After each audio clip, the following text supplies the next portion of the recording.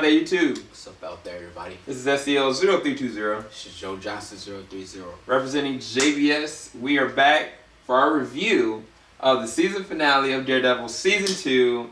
It was awesome. The name of this episode is A Cold Day in Hell's Kitchen, and they do not hold back any punches at all. It was emotional. It was choreographed well. It was shot well. But it really kept me on the edge of my seats most of the episode. What were some of the highlights you could say about this episode that you really enjoyed? I mean, this episode is definitely is a good tie as far as like the ending of this season. Yeah. I mean, overall the season's been really good. They topped the first one by a long shot, which I didn't think was something possible. I mean, I'm definitely, planning on watching this, again. So that says a lot. And I hope there's some way I can like spend money on this, like buy like a Blu-ray or something like that. 'Cause like this joint is fire, and Yeah. they deserve like high accolades for making this. Absolutely. With the cinematography in general and the tone, it's unlike any kind of Marvel movie that they've been able to make. I mean, Daredevil was one thing, and Jessica Jones took it from a different level. But this, they capitalized on anything that you thought was lacking in the first season, just put it straight into your face. And I mean, this episode even identified like the markings of them becoming vigilantes or heroes or something more than what they were before. And that includes Elektra, that includes Frank Castle, that includes Daredevil. This season wasn't just about Daredevil. It was about the arc for Punisher. This was about the arc for even other characters were actually implicated in this episode, but mainly Elektra as well. And I didn't think, at certain points I was thinking that Elektra's kind of be to the side, but she was a pivotal part in this episode. And like there was a point in the episode that I was thinking to myself, was like, they might make it out of this, but then they might not. Like somebody literally might die. And that's the thing that I really liked about this episode. They don't hold any punches at all.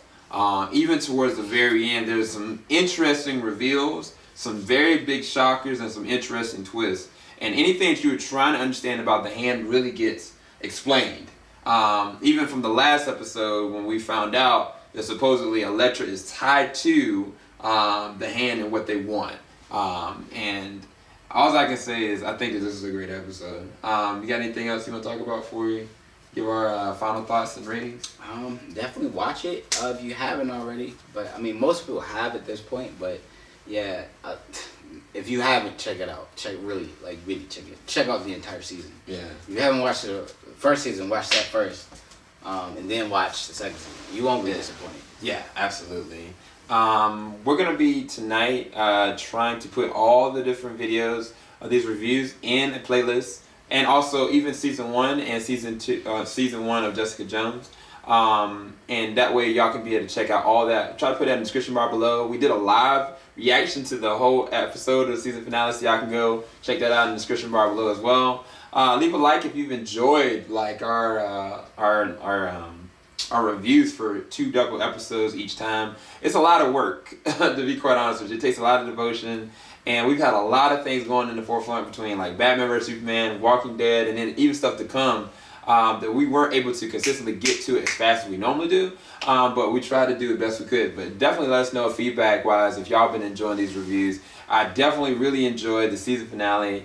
And I had to give it a 10 out of 10. I thought that it was a solid episode. There were some things that I did not expect. And I think that it never lost steam. It always kept you guessing. And it didn't take the cheesy way out. Like it took the ballsy way out in a sense. So what was your score for this? Oh man, I give it a 10. Yeah. So, what do you give this season altogether? If you had to give it a number, I'd give it a 10. A 10 altogether. Yeah. I mean, most of our numbers have been averaging like between like a 9, at the least 8.5 all the way up to 10. Yeah. So it's been averaging at least like a 9.5. So we definitely give it an A rating. Yeah. For me, I give it a 9.5 out of 10. It was better than the first season. I think the first season I gave it like a 9 out of 10. This one was just so much better. And I didn't think that they could top it because there was nothing wrong with the first season. And they went there. They did us in. And It's a hard thing to do, man. yeah. They did it. But yeah, man. I mean, I think that Jon Bernthal did a great job as Punisher, and the way that they ended his character, I wouldn't be surprised if we end up having a spin-off series for him. Luke Cage, that just came out with the trailer for that. That actually looks pretty dope.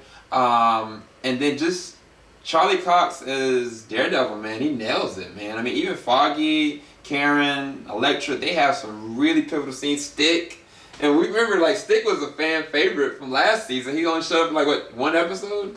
And, like, he definitely plays a bigger role in this one, more so not even just in Matt's world, but even with the Electras. And I loved every bit of it. So I definitely give it a 10 out of 10 as well. But keep it locked.